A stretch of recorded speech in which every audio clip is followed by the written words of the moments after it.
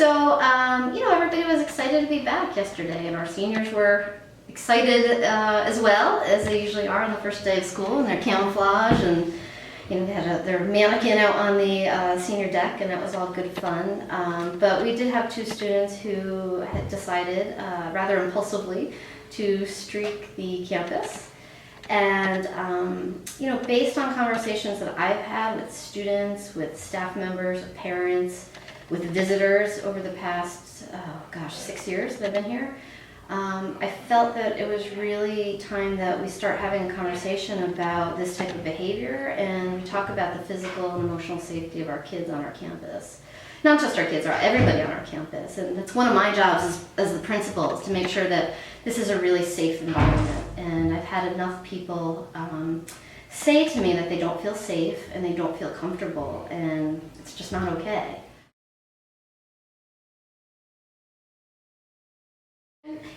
It wasn't so much what happened yesterday as it's kind of the build-up to yesterday's event. As you guys know, that this is typically a tradition that takes place at the end of the year, usually that last week of senior finals or before graduation. And in the last 3 to 4 years, I would say it's just gotten bigger and bigger and bigger, with more and more students streaking and groups of students streaking. And starting even earlier in the spring, I think we had our first streakers in the end of April last year, so we then had about 4 weeks of streaking. And it just got really out of control. I mean, students were getting hurt. We had students, as they were streaking through, they were throwing things at other bystanders, at people, kind of just having lunch out in the quad. Streakers themselves were getting hurt. They were tripping and falling as they were running through with, sometimes the grass would be wet or slippery, or they would trip over a person who was sitting on the ground.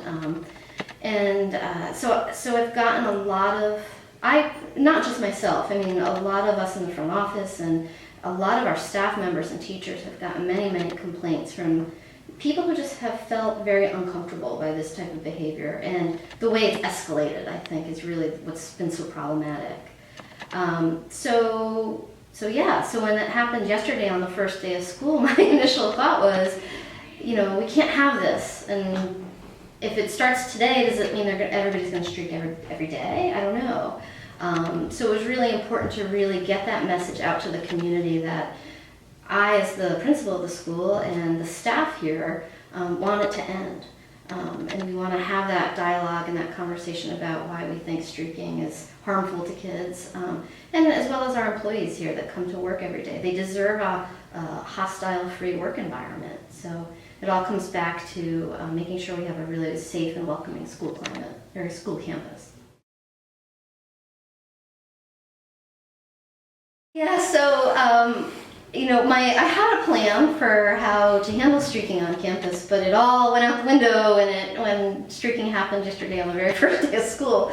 Because one of my thoughts was really to have this kind of conversation and to talk to kids and let kids kind of understand where different people are at when it comes to streaking. Because a lot of people at the surface level just think it's funny and it's fun and it's freedom of expression and kids will be kids, and it's a tradition. I've heard that from a lot of people, including parents and adults.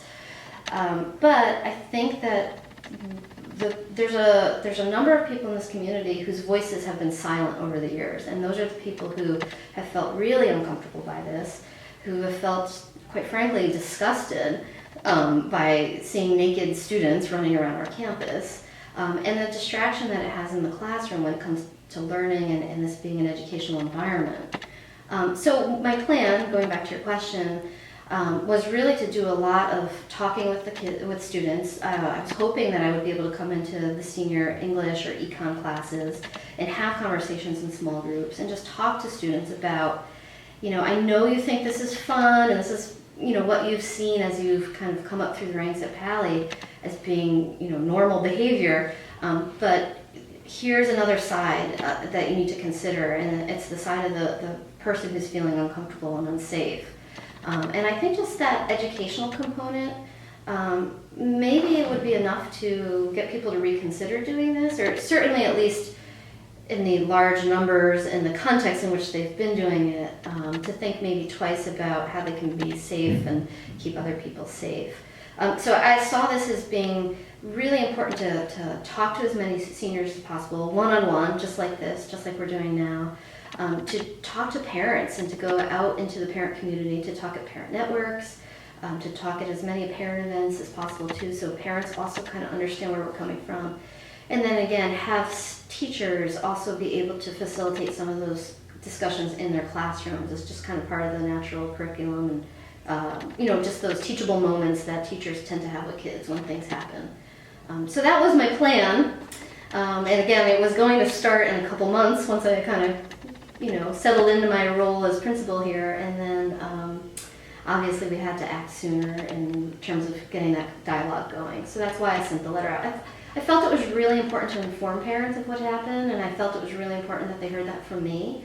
And I think, again, it's just really important for people to understand that I want to talk about this, and I want to see ways we can make Pally better. I think people have the right to feel safe in their school environment and in their work environment, and I need to do everything I can to protect the women and girls on our campus, and the boys too, who maybe aren't feeling comfortable, and see what we can do to work together to end this. Yeah, my plan is still to follow through on that and to have conversations with kids and follow up. Do as much as I can to talk to people about where I'm coming from so they understand why I sent that letter out, and why just kind of what it is I think we need to do to work collectively. And to see how we can rechannel students so that seniors can still have a way to express themselves and have fun, but maybe where it's not having such harmful consequences to other people on our campus. The overwhelming majority of responses I've gotten from parents have been very positive. Many are just very thankful that I kept them informed of what happened, and again, just kind of encouraging parents to have those conversations with their students at hopefully at dinner last night, or when kids were doing their homework, before people went to bed. I did get one or two that were a little bit worried.